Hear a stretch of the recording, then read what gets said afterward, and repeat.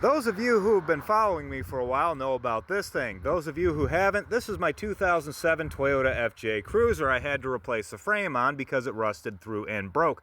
Now the underside of it's pink, green, and black, and I think it looks pretty cool. I was looking at the On This Day icon where it shows you a video you made this time last year and allows you to post it again without TikTok's usual consequences for that sort of thing, and it was just a bright pink frame with a rear axle and some green suspension components sitting on my garage floor. Then a much heavier version of myself steps in and says, "I'm not building it for you," or something along those lines. I actually made hundreds of videos on this vehicle as I was rebuilding it, but nobody really wanted to see those videos. They never got that many views, which is kind of a shame because since I started making videos, this is the most apart I've had any vehicle. And there was a lot of information there. Now I admit those videos did contain some self-expression, which might not be your thing, and there was a lot of whining about Toyota's junky frames, but I was new to making content and I was very upset. The car was sentimental to me. It came from a time in my life when I didn't have to choose survival over happiness. I was surviving so well that I could buy something that made me happy. And I was really hurt that it broke in half. But I realized that I never really gave anyone a fair look at my 2007 Toyota FJ Cruiser, which is not clean because even the dirt inside of it's sentimental to me. Beach sand from a happier time, and dog hair on my back seat from a dog I lost in a fire 4 years ago. I just haven't been able to bring myself to clean. There's a beer bottle I found when I was out metal detecting the last time I had it out. There was a pile of garbage that somebody buried. But let's take an honest look at this car. I'm going to start with this stupid rear door. I'm pretty sure when Toyota was building this vehicle, they wanted everything about it to be different. It only has the one door handle to open it. So when the door is closed, you actually got to reach past all of this stuff, which is kind of awkward, to open this rear door. It's annoying, but I've grown to love it. I think whoever designed this interior was hippophobic because you're way away from your passenger, but you're mashed right up against this pillar right here. Now the interior is really simple, but you can't call it basic. It doesn't look like the interior of any other vehicle. Everything's really squared off and it's made to look really big in here. It's got these flat panels on the doors and around the entertainment that I think are meant to look like the old steel panels in old vehicles. All of the levers and knobs are almost comically oversized. It's like a cartoon when you step in here. There's a lot of voids too, like this area right here. Why isn't there a glove box or an airbag or even a decal in this space right there? It's just a flat wall, glove box underneath, airbag up there, and when I had the dash out, it seemed like there was plenty of room to put something there.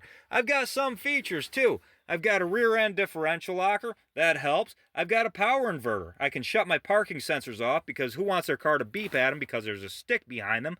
And I have A-Track. What A-Track is if you've got a tire spinning or up off the ground, it just grabs that brake to force the other tire to turn on that axle. I've got this headphone jack thing, which I absolutely love, and I'm kind of upset they don't put those in cars anymore.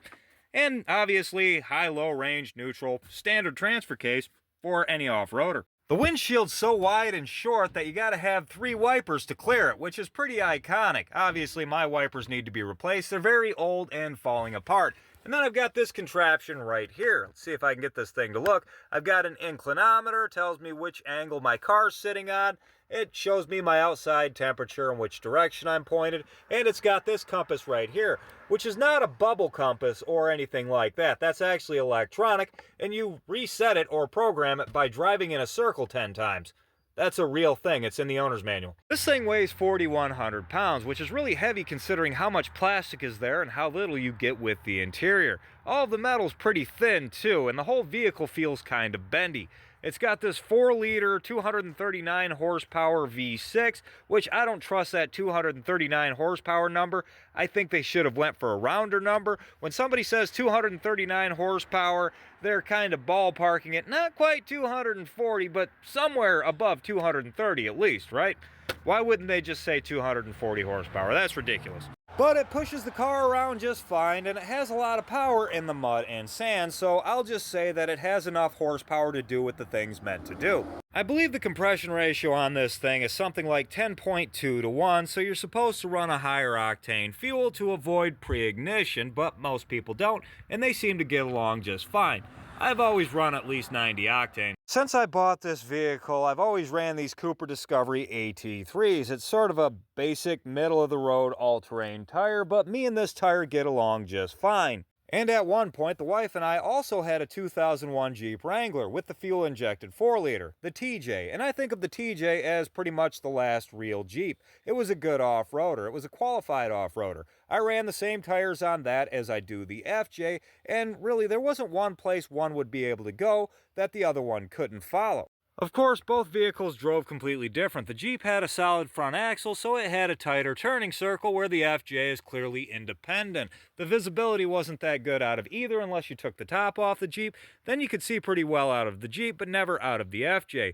Of course, the 4-liter had more low-end power, and this thing likes to rev too, but both vehicles pretty much did everything the other one would. One thing the FJ has that the Jeep didn't is this roof rack I could tie a canoe to. I could never really find a bar for the Jeep that still allowed me to take the top off, so when we took a river trip, it was always in the FJ. Unfortunately, due to a terrible set of circumstances, I had to sell my Jeep for the sake of survival, and I very nearly sold the FJ recently for the same reason, but I couldn't bring myself to do it.